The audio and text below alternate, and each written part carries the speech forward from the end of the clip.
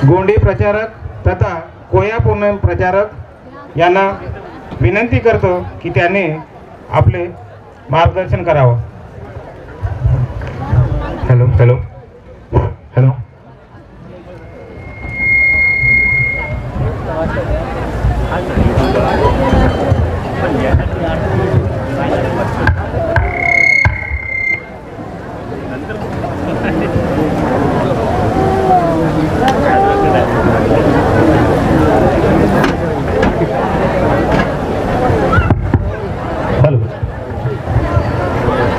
मेरे दो शब्द शुरू करने से पहले मैं मेरे पुरखा को स्मरण करना चाहूँगा। जिस धरती में आज मैं खड़ा हूँ बहुत अभिमान जाग उठा है खुद का। पांदीपारी कुपारलिंगो हिरासुकालिंगो दाईकली कंकाली या रायताड़ जंगो समस्त मेरी पेन पुरखा शक्ति जिनकी वजह से आज हम यहाँ पे खड़े हैं। हमारा जो इतिहास है बहुत बड़ा और वैभवशाली है। उस इतिहास को रिसर्च करते हुए मैं आज आपके सामने यहाँ तक पहुँचा हूँ। इस प्रोग्राम में या इस प्रोग्राम को आयोजित करने वाले हमारे दो हस्ती तिरुमल श्रीमंत राजे अमरीशराव महाराज जी और हमारे आदर्श तिरुमल श्री धर्मराव बाबा आतराम जी, इन दोनों को मैं सेवा जोहार करता हूँ। वैसे उपस्थित पूरे मंच पर जो भी बुद्धिजीवी है सभी लोगों को मैं एक बार में सेवा जोहार करता हूँ। और पता है बहुत सारे लोग नाम नहीं लेते, लेकिन ये जो प्रोग्राम आपके सामने खड़ा है दिख रहा है और आज इसकी चर्चाएं महीनों तक चलेगी। इस प्रोग्राम को करने वाली जो टीम है हमारे प्रतीक सेडमेक साय, इनके लिए एक बार जोरदार तालियां। और सबको तो पता है कि आपके बिना प्रोग्राम नहीं हो सकता। तो जो मर्मिंग हुआ है, जो एक ऐतिहासिक यहाँ पे नज़ारा हमें दिखा है, इस नज़ारे के लिए और आप सब लोग आने के लिए खुद के लिए एक बार जोरदार तालियां। मैं सीधा टॉपिक पर आता हूँ। आज वो दिन है जिस दिन की हम लोग राह देखते हैं। इस दिन हमारे गोंडवाने का शेर पैदा हुआ था और उस शेर ने पूरे इस एरिया में, मैं सिर्फ अंग्रेजों की बात नहीं कर रहा हूँ, ऐसे बहुत सारे लोग भारत में आए हैं, पुर्तगीज आए हैं, डच आए हैं, अनेक लोग आए हैं। और इन लोगों ने जब जब यहाँ के ट्राइबल लोगों के जमीनों पर, जंगलों पर अधिकार पाने की कोशिश की है, तब तक हर एक शेर ने यहाँ पे जन्म लिया है, बलिदान दिया है।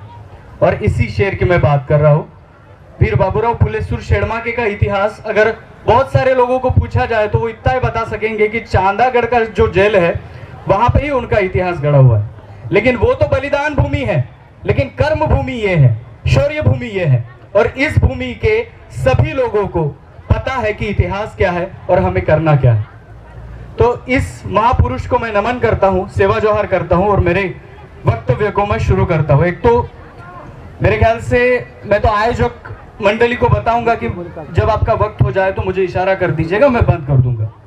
क्योंकि मेरा जो रिसर्च है, मैं राजनीति कुछ नहीं जानता, तो मुझे राजनीति के बारे में कुछ नहीं पता। लेकिन जिस कस्टम कल्चर के बारे में आपको बताने वाला हूं वो खुद मैंने ढूंढा है और जिसको आपके सामने रखूंगा वो सुन के भी आप दंग रह जाओगे।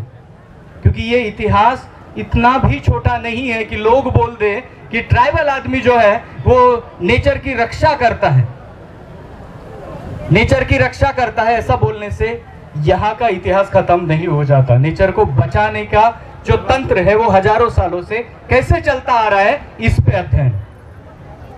और इसी अध्ययन का भाग मैं आपके सामने रख रहा हूं। और जो भी मैं बातें बताऊंगा आपको जरूर वो पसंद आती जाएगी, क्योंकि आप वो हमेशा ही कर रहे हैं। अभी बात करेंगे, हमेशा ही यहाँ के कोयतुरो गोंडियन लोगों के लाइफ में 3 बड़े नेंग आते हैं। 3, इस 3 नेंग पे बात करेंगे। 3 बड़े नेंग आते हैं, चौथा होता ही नहीं है। उसको हम पुनेमी भाषा में तुंडा, मुंडा और कुंडा कहते हैं। उसको थोड़ा सा सरल करेंगे तो तुंडा यानी जन्म नेंग, मुंडा यानी उसका विवाह संस्कार और कुंडा यानी उसका मृत्यु संस्कार। ये 3 ही नेंग उस गोंडियन आदमी के लाइफ में होते हैं। जन्म संस्कार उसके माँ बाप करवाते हैं, विवाह संस्कार वो देख सकता है, लास्ट का संस्कार उसके सोयराल करते हैं, बाकी लोग देख नहीं सकते। तो ये जो 3 संस्कार में से एक संस्कार आज यहाँ पे संपन्न किया गया। और उसी मर्मिंग, जो मर्मिंग आपका हुआ है, ये मर्मिंग कोई ऐसी वैसी चीज नहीं है कि एक लड़की आई, एक लड़का आया, गले में माला पहना दी और हो गई मर्मिंग। इस मर्मिंग को हम अगर गोंडियन थ्योरी में लेकर देखेंगे तो बहुत ही बड़ा अर्थ यहाँ पे हमें समझ में आता है। देखिए, आप लोगों ने किया होगा, घर में अपने अपने मंडप भी सजाए होंगे, सजाए।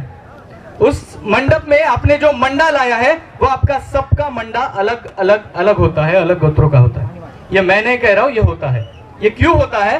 क्योंकि हमारे कोयतुर लोगों ने सिर्फ पेड़ ऐसे नहीं बचाए कि एक पेड़ के पास गए और वहां पे उसको वॉल कंपाउंड कर दिया और पेड़ बच गया, ऐसे नहीं बचाया हमारे पुरखों ने पेड़। हमारे पुरखों ने ऐसे बचाए कि टोटेमिक सुविधा पे वो आज तक चलते रहे। एक पेड़, एक पक्षी और प्राणी, ये सभी आपके जीवन में है।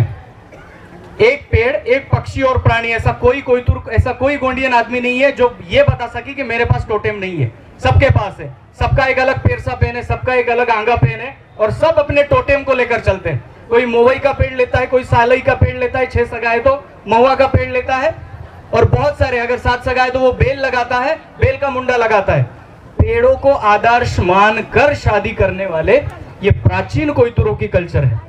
और इस भूमि में मैं जब खड़ा हूं, मुझे बहुत अभिमान हो रहा है कि जिनके मैं नाम सुनता था, आज मैं साक्षात उनके साथ बैठा हूं, तो बहुत बहुत सेवा जवाहर सर जी। इस नेम को समझने के लिए हम लोगों को बहुत ट्रैवल करना पड़ा है। और आज भी मैं दुनिया में, भारत में हर एक वो क्षेत्र में जाता हूं जहां पे ट्रैवल करता हूं, जहां पे लोगों को समझता हूं, चाहे कौन सी भी कम्युनिटी हो मुंडा हो, संथाल हो, भील हो, मीना हो, प्रधान हो, गोंड हो, जो भी कम्युनिटी है, उन सभी में जब मैंने जाके देखा तब मुझे सभी लोगों में एक चीज समझ में आई। जब हम नारा लगाते हैं, नारा क्या लगाते हैं? एक तीर एक कमान, सारे कोयतुर एक समान। जब ये बताते हैं ना तो कुछ तो सिमिलरिटी होगी हम लोगों में, और यही मुझे ढूंढना था कि क्या सिमिलर है। इधर देखेंगे तो गोंडवाना क्षेत्र में गोंडी बोली जाती है, भीलवाड़ा क्षेत्र में जाएंगे तो भीली बोलते हैं, मीना क्षेत्र में जाएंगे तो मीना बोलते हैं, संताली भाषा अलग है, मुंडारी भाषा अलग है, उड़िया में जाएंगे तो अलग भाषा है। तो भारत में इतने सारी जनजातीय समूह है, उनकी अलग सारी भाषा है, फिर भी ये एक कैसे? इस सवाल का अगर जवाब आपको मिल जाता है तो मैं ये दावे के साथ कह सकता हूं कि आप हमेशा के लिए इस ट्राइबल कल्चर के साथ जुड़ जाएंगे। और यही तो सही मोमेंट है कि भाषा भी अलग होती है, थोड़े से निंग दस्तूर भी अलग होता है, लेकिन सब ट्राइबलों की विचारधारा एक होती है। चाहे वो किसी भी भाषिक हो, उसकी एक होती है। वो कहता है कि मुझे प्रकृति को बचाना है। ऐसा मुझे एक किस्सा सुना दो, जो जंगल में रहते हैं ट्राइब लोग, आदिवासी लोग जंगल में रहते हैं और किसी गवर्नमेंट ने बोल दिया कि आदिवासी लोगों ने जंगल को खराब किया। एक किस्सा बताओ। हाँ, ऐसे किस्से मैं बता दूंगा कि जंगल को बाहरी इंडस्ट्रियलिस्ट ने खत्म किया। ये मैं किस्से आपको बता दूंगा। इसका मतलब यह है कि हजारों नहीं लाखों सालों से जो मूलवंशी इंडिजिनस आदमी जंगल में रह रहा है, उसको ये भी पता है कि मैं अगर एक पेड़ काट के घर बनाता हूं ना, तो किसी त्योहार पर मैं 10-12 पेड़ लगा भी देता हूं। तो ये जो कंसेप्ट है, ये कंसेप्ट हमारे लोग समझा नहीं पाते। और मैं थोड़ा सा आपको डीप में ले जाने की कोशिश करूंगा कि थोड़ा सा आपको और समझ में आए और थोड़ा सा हाईलाइट हो। देखिए, हम लोग सिर्फ पेड़ बचाने वाले नहीं हैं। हम जो ट्राइबल लोग हैं वो पेड़ बचाने वाले नहीं हैं। तो हम प्रकृति की रक्षा किस प्रकार करते हैं, ये भी बहुत बड़ा मुद्दा है। और इस मुद्दे को बड़े बड़े यूनिवर्सिटी में भी हम लोगों ने उठाया कि सिर्फ ये बता देने से मंचों पर आ गए, हाँ भारत के आदिवासी लोग निसर्ग पूजक है, फुल स्टॉप। इसके बाद इसके आगे कुछ नहीं बोलते। और मैं इसके आगे बोलने वाला हूं कि भारत के लोग अगर निसर्ग पूजक है तो वो कैसे है, किस तरह से है, और उन्होंने अपनी रूढ़ी प्रथाएं अपने ब्लड में कैसे उतारा है। इन चीजों को हम समझेंगे। सबसे पहले मुझे ये समझ में आया जब मैं इंडिया घूम रहा था कि लोग बोल रहे थे कि पेड़ बचाओ, लेकिन ट्राइबल आदमी कुछ और बचा रहा था। और उसको जब मैंने समझा बस्तर जैसे एरिया में जाकर, तो मैं शॉक था, क्योंकि हमारे लोग बीज को ज्यादा महत्व देते हैं। किसको? बीज को। किसी भी पेड़ के, फल के, फूल के बीज को बहुत संभाला जाता है। और आज भी इसी क्षेत्र में आप अगर रूरल एरिया यानी ग्रामीण भाग में चले जाएंगे तो आपको धान की बड़ी बड़ी ढोली नजर आएगी। आपको बहुत सारे बीज बचाने के इनके पास उपकरण नजर आएंगे जो कि प्राकृतिक है। तो इसका मतलब यह है कि पेड़ तो बचाते ही हैं, लेकिन उसके पहले हम लोग बीज बचा देते हैं और बीज को संजोए कर आने वाले पीढ़ियों तक पहुंचा देते हैं। जैसे कि आज अगर इस जंगल में बहुत सारे महुआ के पेड़ हमें नजर आते हैं, लेकिन शंका यह है कि 200 साल के बाद नजर आएगा कि नहीं, यह भी सवाल है। लेकिन अगर हम लोग अपने ब्लड में ये उतार देते हैं कि हर चीज का हम बीज बचाने लगे, उसकी बैंक बनाने लगे, तो 100 साल ही नहीं तो 1000 सालों के बाद भी हम इस महुआ के पेड़ को आने वाले जनरेशन तक पहुंचा सकते हैं। ये सबसे बड़ी तकनीक हमारे लोगों में थी और आज भी है।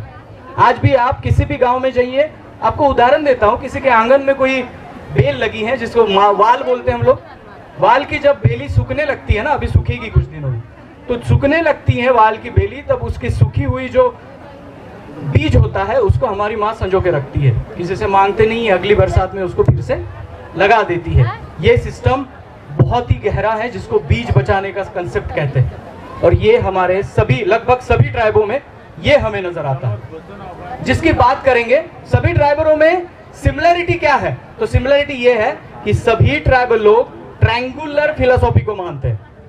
अभी ये थोड़ा हाई लेवल हो गया, मैं आपको समझाता हूँ। जैसे कि मैंने कहा कि आपको आपके जीवन में जैसे 3 नेंग आते हैं, तुंडा, मुंडा, कुंडा, जन्म, विवाह और मृत्यु, और इस 3 नेंग के लिए शायद ही हमारे सभी ट्राइबलों में ट्रायंगुलर यानी त्रिकोणी फिलोसॉफी को माना जाता है।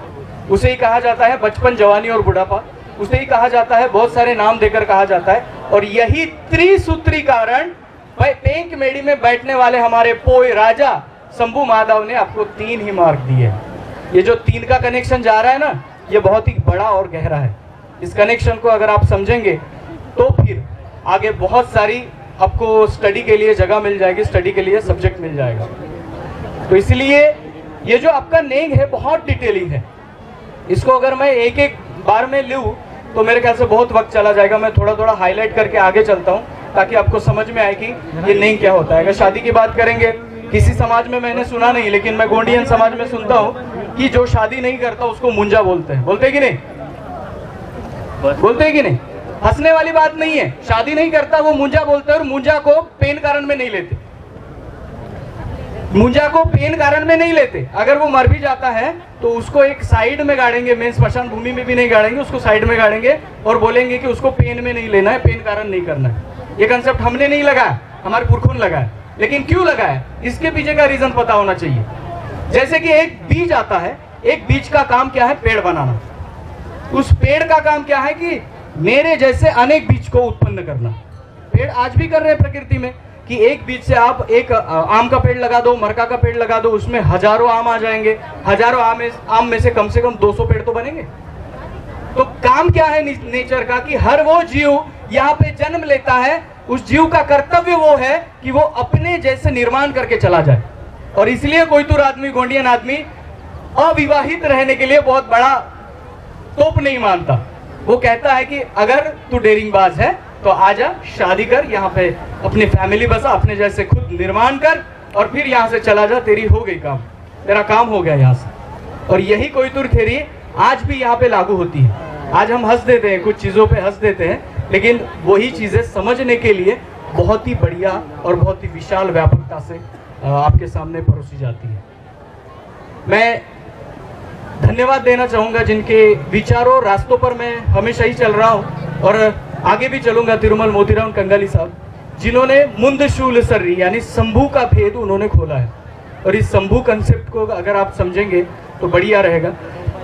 और एक सब्जेक्ट मुझे याद आया था शायद, हाँ, गढ़ व्यवस्था।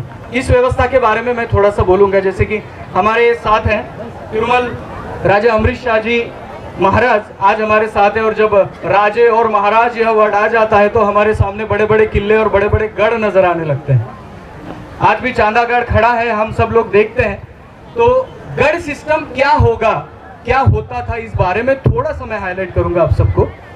देखिए, गढ़ सिस्टम वो नहीं है जिसको आज हम किताबों में पढ़ रहे हैं। एक राजा दूसरे राजा को जाके मारेगा, उसका किला ले लेगा और फिर वो अपना विस्तार बढ़ाएगा और फिर जो छोटा राजा है वो छोटा छोटा होते जाएगा। अगर उसने कॉम्प्रोमाइज किया तो ठीक है, नहीं तो उसको पूरा मिटा के पूरा वर्चस्व बनाया जाएगा। ये जो चल रहा है, मेरे ख्याल से ये 700 से 800 सालों के अंदर में ये अवस्था आ गई थी। नहीं तो इसके पहले अगर आप गोंडी किताब पढ़ते हैं, अगर आप गोंडी पुनेम थोड़ा सा भी जानते हैं तो आपको पता होगा, आपके हर एक सरनेम में एक गढ़ आता है। ढूंढिए, आपके जैसे, आपका जैसे मैं कन्ना का हूँ, मैं कन्ना का हूँ तो मेरे 5, मैं देव का हूँ, 5 देव का हूँ, तो मेरा जो गढ़ आता है कि नहीं, सालबोड़ी गढ़ है। आज वो मिट चुका है, लेकिन मेरा गढ़ सालपोड़ी गढ़ है, धमदागढ़ है, लांजीगढ़ है। हर गोत्र का, हर यहाँ पे जो भी सगा बहन है उनके सभी के गढ़ है। तो अभी मुझे बताइए कि ये सभी के गढ़ थे, और ये गढ़ व्यवस्था कब आई पता है गोंडवाना में? जब यहाँ पे कोट व्यवस्था थी। आज भी नाम सुनते हैं आप लोग, पाताल कोट, परंदुली कोट। ये जो गांव के नाम के पीछे जो कोट नजर आता है, ये कोट व्यवस्था पहले गोंडवाना की थी, उसके बाद आई गढ़ व्यवस्था। लेकिन जो गढ़ व्यवस्था वहां पे थी, वो गढ़ व्यवस्था आज की नहीं है।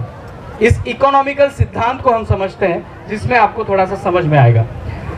तब मरावी गोत्र का भी गढ़ था, तब कन्ना का गोत्र का भी था, गेड़ाम का भी था, सिड़माके का भी था। सब जो गोत्र थे सबके गढ़ थे, और सबके गढ़ के आज भी नाम बताए जाते हैं। आप किताबें ढूंढ लीजिए, आपको आपका गढ़ मिल जाएगा। तो जब ये सब गढ़ थे, तो मेरे मामा का एक गढ़ होगा, मेरे चाचा का एक गढ़ होगा, मेरे भतीजे का एक गढ़ होगा। अगर इतने सारे गढ़ है तो हम क्यों आप साथ एक दूसरे में लड़ेंगे, बताइए मुझे। इसलिए गोंडवाना की ओरिजिनल गढ़ व्यवस्था युद्ध करने वाली नहीं है। जब बाकी दुश्मनों ने हमले किए तब तो हमने युद्ध किया और अपने जमीन के लिए संघर्ष किया, लेकिन एक दूसरे के साथ कभी हम लड़े नहीं है। हमारे मामा का गढ़, अरे सेडमाके का गढ़ आ गया, मैं कन्ना के यहाँ पे हूँ, तो किसी ना किसी नजर से मेरा मामा सोहरा लग ही जाएगा, तो मैं उसके साथ क्यों युद्ध करूं? मैं कर ही नहीं सकता। तो इससे सबसे बड़ा जो इकोनॉमिकल अर्थव्यवस्था का सिद्धांत है वो सामने आता है कि गोंडवाना में इतने विपुल गढ़ है, इतने विपुल गढ़ होने के कारण जब उनमें युद्ध नहीं होता तो उनका जो सैन्य बल है, उसका जो अर्थव्यवस्था में लगने वाला बहुत सारा पैसा है, बहुत सारा भांडवल, वो कम हो जाता है, और उससे आप गोंडवाना की आर्थिक तरक्की कर सकते हैं। यह सबसे पहली गढ़ व्यवस्था गोंडवाना ने इस दुनिया को बताई है, और इस दुनिया को यह बताया है कि अर्थव्यवस्था को कैसे बनाया जाए। गोंडवाना का राज्य चिन्ह आपने देखा है, राज्य चिन्ह येनी सोडुम, हाथी पर सवार शेर होता है। ये गोंडवाना का राज्य चिन्ह जो है, बहुत सारे लोग कहते हैं सर ये गोंडवाना का राज्य चिन्ह जब देखता हूं तो बहुत समझ में ही नहीं आता कि क्या है। तो मैं आपको समझाता हूं कि गोंडवाना का राज्य चिन्ह जो हाथी पर सवार शेर है, वो आपको संदेश क्या दे रहा है? वो संदेश दे रहा है आपको, हाथी जो प्राणी है वो शाकाहारी प्राणी में सबसे बलाढ्य है, और शेर जो है वो मांसाहारी प्राणी में सबसे ताकतवर है। इन दोनों को एक साथ हमारे राजाओं ने इसलिए रखा कि आप इस नेचर के सिस्टम को समझे कि आपके लिए जितना वेज यानी शाकाहारी खाना भी जितना महत्वपूर्ण है, उतना ही आपको मांसाहार भी महत्वपूर्ण है। इसमें कोई पाप पुण्य की थ्योरी नहीं है, इसमें नेचर को बैलेंस बनाने वाली थ्योरी है, जिसके बारे में हम लोगों को पता ही नहीं है। फिर भी ये सिस्टम तो मैं मान चुका हूं कि आज भी हमारे कस्टमरी लॉ थोड़े थोड़े हम तो भूलते जा रहे हैं, लेकिन मेन नेंग रिवाज को हम भूले नहीं है, और ये बहुत बढ़िया है। बहुत कोई लोग कहता है ना आपका पेरसा पेन होगा, आपका आंगा पेन होगा, जब आप करते हैं तब आपको ये कोई पूछता तो होगा जरूर, अरे यार आप लोग मुर्गे दे देते हैं, आप लोग मुर्गे काटते हैं, बकरे काटते हैं। ये हमारा वैशिष्ट है कि हम प्रकृति को जब थैंक यू बोलना होता है तब हम प्रकृति का ही कुछ दे देते हैं। आपको सिर्फ बलि प्रथा नजर आती है, उसके पीछे आप देखिए जब धान पहले उग जाता है तब नवाखाई का त्योहार बहुत बड़ी धूमधाम से मनाया जाता है। उस नवाखाई के त्योहार में हम नेचर को बोलते हैं कि प्रकृति तेरे से ये आ रहा है ना, तो पहले आपको। और यही कंसेप्ट गोंडवाना का पूरे गोंडवाना भूमि में है, चाहे वो मीना हो संथाल हो, मुंडा हो, मीना हो, कोई भी ट्राइब हो, ये सभी नियम सभी ट्राइबों में लागू होते हैं। और गोंडियन इस समुदाय को इतिहासकारों ने, भारत के ही नहीं, भारत के तो छोड़ो, अभी भारत के इतिहास में प्रदूषण होने जा रहा है, बहुत सारा प्रदूषण हो रहा है सर जी, कि यहाँ के इतिहास को कहीं ना कहीं से जोड़ा जा रहा है। मैं बाहरी भाषाविदों की बात कर रहा हूँ। सर जॉन मार्शल, जो कि यहाँ की हड़प्पा सभ्यता का उत्खनन हुआ तब उन्होंने वहां पे रिसर्च किया, वो लोग भी बताते हैं कि गोंडी यह भाषा जो है वो प्रोटो द्रविडियन भाषा है। प्रोटो द्रविडियन यानी द्रविडियन के पहले की भाषा गोंडी भाषा है। इतनी प्राचीन भाषा है कि इस भाषा से अनेक भाषाओं का उदय हुआ है। उदाहरण के तौर पर जब मैं कर्नाटक गया था, कर्नाटका में जब हम हमारे गाड़ी में जा रहे थे तो एक गांव गुजरा, गांव का नाम था येरंडा। येरंडा गांव का नाम था, तो जस्ट हम वहां पे रुके चाय पीने के लिए, और मैंने दिमाग लगाया कि येर यानी पानी होता है, रंड यानी दो होता है। तो शायद दो नालों का, दो नदी का उगम होगा शायद। और मैंने उन लोगों से पूछा, गांव के लोगों से, कि येरंडा यानी क्या है, तो सर बोले कि यहाँ पे दो नदियों का संगम है। तो सिस्टम क्या है कि जितने भी प्राचीन नाम आपको दिखते हैं उन प्राचीन नामों में इतिहास भी है। गोंडी के नाम वहां पे हमें नजर आते हैं। ऐसे बहुत सारे गांव यहाँ पे है, येरगुड़ा है, येरपुड़ा है, बहुत सारे येर की वजह से नाव, किसी पेड़ की वजह से नाव है। आपके कोयतुर गांव जो है वो गांव बहुत ही साइंटिफिकली प्रूव है आपके गांव। जैसे कि मैं उदाहरण में बताऊं, कोरोना काल आया था तब गवर्नमेंट ने एक ये बताया था कि 2 गज दूरी मास्क जरूरी। 2 गज दूरी यानी हम अंदाजे से ले सकते हैं 6 फीट। तो 6 फीट का अंतर गवर्नमेंट ने हम लोगों को बताया कि चलो ये 6 फीट का एक दूसरे के साथ अंतर रखिए। लेकिन ये हजारों वर्ष पहले मेरे कोयतुर गांव में अप्लाई होता था। आज भी मेरा घर जो है, मेरे घर के बीच में जो दूसरा घर आता है उसका अंतर है 15 फीट, क्योंकि उसके बीच में है हमारी सांदबाड़ी जिसका ऑर्गेनिक हम खाते हैं। तो ये घर बनाने की पद्धति पहले से है, वो भी जानते थे। तब भी खैरोदाई के टाइम में हैजा यह बीमारी आई थी और इस हैजा बीमारी से खैरोदाई ने निकाला था। ये इतिहास है। अगर इस इतिहास को समझना है, हमारे गांव जो है, हमारे गांव में इमली मिलेगी, आम मिलेगा, नींबू मिलेगा, हर वो चीज मिलेगी जिससे आज गवर्नमेंट आपको बता रही है कि जिससे प्रोटीन मिलता है। वो सभी चीजें हम लोग पहले से हजारों सालों से खा रहे हैं। इसलिए हमारा डीएनए भी स्ट्रांग है और इसलिए आज हम और लोगों से ज्यादा मेहनत कर सकते हैं। और ये जो हमारे डीएनए का काम है, ये हमारे पुरखों ने कोड करके दिया है। इस कोड को अगर समझना है तो इस भेद को समझना पड़ेगा। जैसे कि हम मर्मिंग करते हैं और मर्मिंग में जो चीजें होती है, जैसे कि आप भूमिकाओं ने आपको राउंड लगाने को कहा था, राउंड लगाए थे आप? कौन सा राउंड लगाए थे? राइट टू लेफ्ट लगाए थे ना।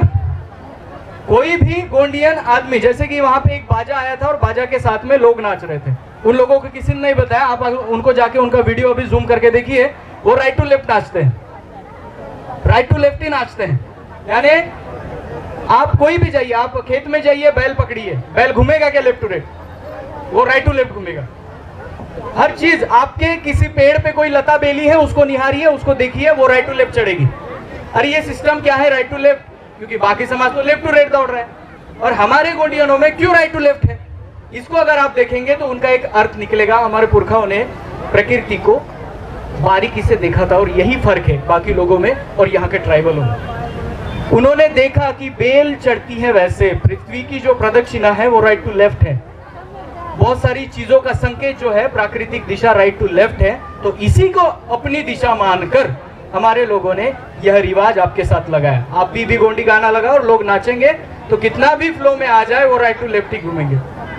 ये कंसेप्ट है, ये नेचुरल प्रोसेस है। और जो प्रोसेस नेचुरल है उसको उन्होंने पुनेम कहा। सीधी भाषा में जो प्रोसेस नेचुरल है पुनेम। जब भूमका लोग आपके माइक पर आकर बोलते हैं कि मैं पुनेमी हूँ, तो बहुत लोगों को समझ में ही नहीं आता कि साला पुनेम यानी क्या है, लेबल है, सर्टिफिकेट है कि क्या है। पुनेम एक विचारधारा है, जिस विचारधारा के तहत आल ट्राइब आ जाते हैं। अभी इस पुनेम को कैसे समझेंगे? पुनेम के जो नियम है वो प्राकृतिक नियम है। प्रकृति जैसे करवट लेती है वैसे हम लोग लेते हैं। चलिए एक और उदाहरण देता हूं आपके खेती का। सांजोनी आ गई, जैसे आपके खेती का बस टाइम आ जाता है, सांजोनी आप करने लगते हैं, उसे बीजा पंडुम करके आप मनाते हैं। उसके बाद बीजा पंडुम आता है और हम बीज लगा देते हैं, तब एक पूजा होती है। जब आपके धान में पोटरी आ जाती है ना, तब पोड़ा भी आ जाता है। और जब वो फसल उग के तैयार हो जाती है तो आपकी दिवाली आ जाती है।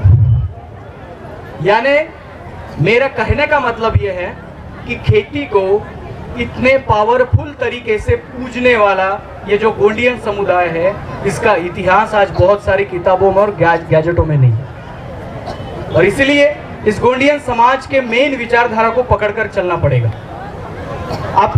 मैं तो यही कहता हूं, हमेशा हर मंचों से कहता हूं कि यहाँ पे अगर खेती की क्रांति किसी ने की होगी तो वो जनजातीय ट्राइबल समुदाय से होगा।